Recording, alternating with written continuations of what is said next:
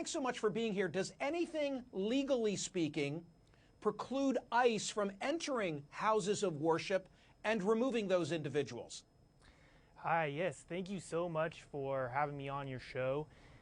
Yeah, we do have, of course, the tradition that goes back thousands of years, the symbolic tradition of sanctuary that is part of our faith communities.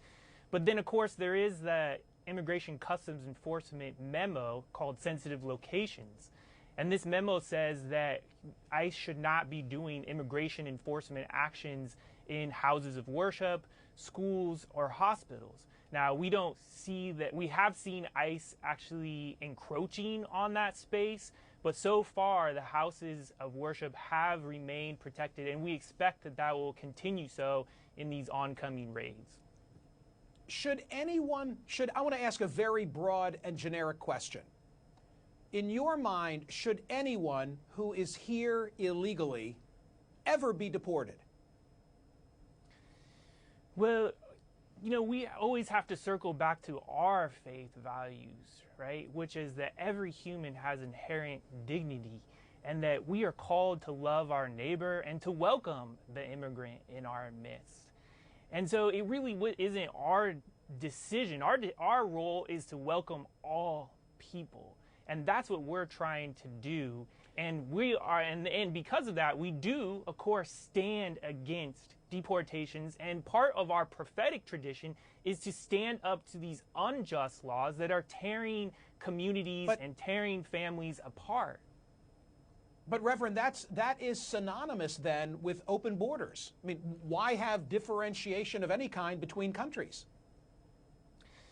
Well, you know, of course, there is the nation-state system, and I think most advocates would agree that, you know, people should have a legal process in which to come through ports of entry. And in fact, asylum seekers are part of that legal process.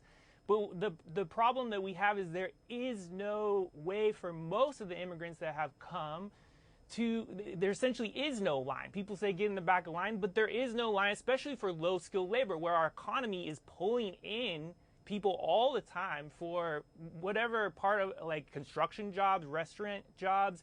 And so there is a need here, and those people are part of our communities, they're part of our economy, they're part of our congregations, and they deserve to stay and live here in dignity and respect and with fair treatment. And our congregations and our faith leaders are stepping up to say these are our values and that's what we believe in, and these people are part of our family. And the response to that would be they've been afforded some level of due process, those that we're talking about, because they are subject to a court order that they be deported. You can have the final word.